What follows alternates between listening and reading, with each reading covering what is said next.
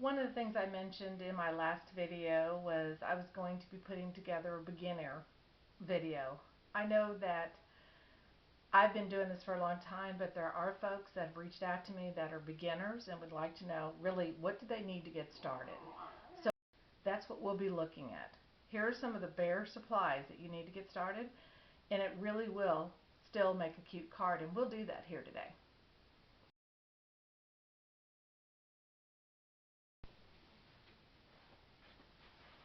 So again, welcome to my beginner class. I wanted to basically take an opportunity to show you some of the basic supplies that you'll need to get started. First, let's start with the paper. What I have here is the Close to My Heart paper. I have White Daisy. We're going to actually use it for our card base. This is about an 80-pound cardstock. We have our Fiskars cutter. You can get these at any of your craft stores. Obviously, we have them at Close to My Heart also, but at our craft store you can get them. Our card is going to be vertical. We're going to cut this at 5 1/2. Then you're going to cut it at 8 1/2 because your card base is an A2 card base, and it is 1/4 by 5 1/2. So here's our card base. Now what we'll want to do is we'll want to fold it over, and I usually put my finger right in the middle. I press down in the middle so that I know that I have a good, clean, even crease. Then I take my bone folder. I forgot to put this on the front, but here's another item I would suggest. So now what I want to do is I want to figure out how do I want to make this card. Some of the other items that you'll need are black ink. In this case I have Memento black ink. It's available at Close to My Heart. You'll need a stamp block. You'll need a stamp set. What I've done here is I've pulled a fairly easy one so that we can make a nice simple card to start with. I grabbed my scissors. I won't be using them today, but I do use these quite often. When you see my videos, you'll see something in there called fussy cutting. That's what I'm doing with these. If I need something in particular, like for example, I have a die cut for this. We won't be talking about those today. But if I needed to have this and I didn't have what's called a die cut that you run through a machine, I would just basically take these scissors and cut out these areas. And this is a fairly simple cut, so that would not take me very long. So I would do that and use these scissors to do it. I wanted to show you these particular scissors. They're Bumblebee. You can get them at any of your craft stores. Of course, they have these types of scissors in Close to My Heart also. But what I wanted to do is back before COVID, we were able to go to craft fairs or craft workshops, and I would take these scissors and I put my initials on here, and then I put the date so that I knew what the age of these scissors were, plus that whether or not I needed to replace them. And as you can see, I got these in 2011 and they're still going strong. So I do use aluminum foil. A little tip for you: I use aluminum foil after I get finished using these so that it keeps the blades sharp. So then the other thing that I'm going to suggest is that you buy some type of tape runner. This is Tombow. Again, you can get these at the craft stores, several places, but these are about, I believe they're $11, and then the replacements are $11, but you get 3. And these will last me a while.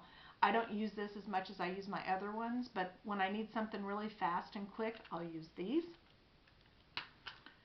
Again, these are for beginners. You don't want to spend a lot of money when you first start because you want to see exactly what's going to work for you. And then I did grab this because there's several options to clean your stamps. Look at my lovely used up chamois. These chamois are 2 for $11 and they last forever. And basically what you're going to do is once you're finished using one of these stamps, you're going to wipe it down, and then of course the ink transfers to the chamois, but those stamps look perfect and they're usable and they're reusable, and it does not tear the stamps using the chamois. There's lots of other things you could use. Before I bought the chamois, I invested in that. I used to use, another tip for you, I used to use baby wipes, but they need to be the baby wipes that do not have aloe with them. I have graduated to this because it's nice to have this handy and this lasts forever. So, one other thing, you might think about a mat, but I would say to just get started, you need your paper, you need so that you can make your card base, you need these items to get started, and so let's do that. Let's go ahead and make a quick card to show you how simple this is. So what we're going to do is we're going to do a very, very simple card for you to see today how quick and easy this can be. So I'm going to take my stamp block. I'm going to show you my little trick. And I use this mat to make sure that my stamp block is, my stamped item is straight. I'll take this and I'll basically grab it so that I make sure that it's straight, set it like this, and pick it up like that. That way I know it's straight. What we're going to do here for today's video is I'm actually going to use these. These are some pretty heart balloons and regular balloons. I'm going to stamp those on the top. Then we're going to draw some strings. You could take the items here, the balloon tops, and you could color them. You can get colored pencils. You can use several different types of markers, but I'm just basically showing you some basics now. And then I know a lot of times I'll do this for my grandkids and I'll let them do the coloring for me so that it makes it a little bit more personal. So anyway, here we go. I'm going to take this and we're going to get this nice and wet. You want to make sure that if you don't have this mat, that you have something soft so that the stamp will give. I'm going to go ahead and show you this, so that the stamp will have some give to it. You kind of need that. Then what we'll do is we'll set this down. I'm going to put it up here high. Sorry that I have to do this upside down. It's the way my room is set up. And I use the simple even pressure, and I use ABC 1, 2, 3. Then I give it a second and I pull it up. And now we have these cute little balloons. We'll draw the little lines to go with them.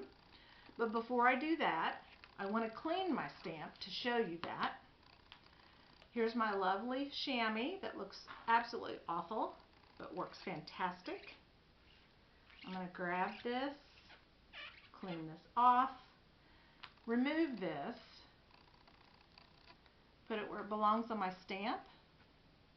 Now I'm going to grab my happy birthday.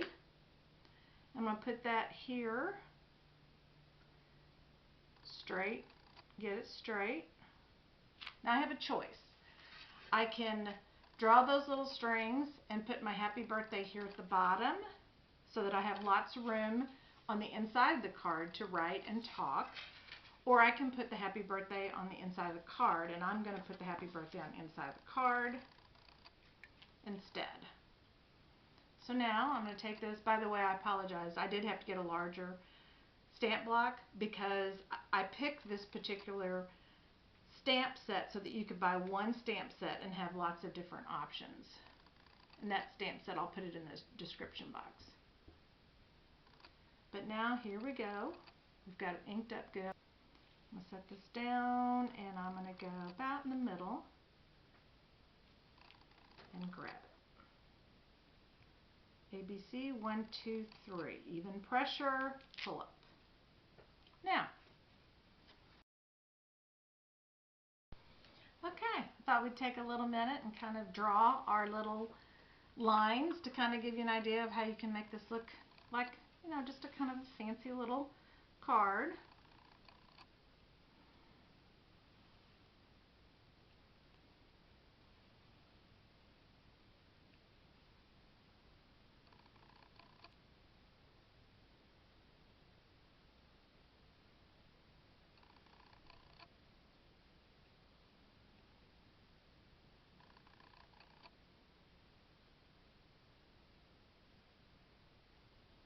Now, Obviously I would do a little bit more to that, but I wanted to show you that it's just that simple. You wouldn't even have to do these lines. But I wanted to show you that is an option. Of course, here's our happy birthday on the inside, plenty of room to write, and a nice simple card. So now I'm going to go ahead and take this, and I'm going to actually step this one up just a bit so you can see how simple and easy this is to do. I'm going to color these with my markers. Very simple coloring, just so that you can see. Okay. These are Spectrum More markers. This is something I would probably think about at some point, not necessary to start off in card making. In the beginning, I just wanted to show you a little stepped up version. The other option is you could also use colored pencils. I think I got this set at Michael's or someplace, but you can also use colored pencils. You could watercolor these. Lots of options, but I was trying to give you some ideas of some beginner. So, here's one. Again, very simple. I would probably, like I said, give this to my grandkids and let my grandkids play with it. This one is a stepped up version. So let me show you what this looks like with the colored pencils.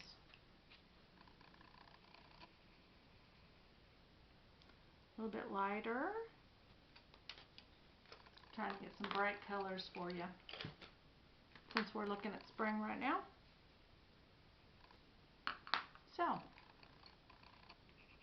depending on what you want to do, you got two different looks there, a darker look and a lighter look. But as you can see, it's a cute birthday card, especially if you're going to be giving it to children.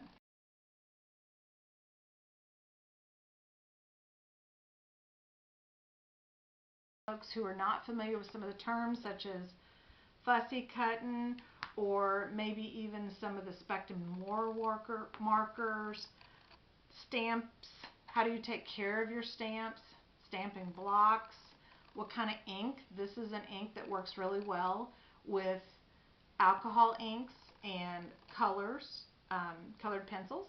But there are other types of inks, and we'll talk about those. And just basically one stamp set here that you can use, that you can make several different types of cards with very few supplies.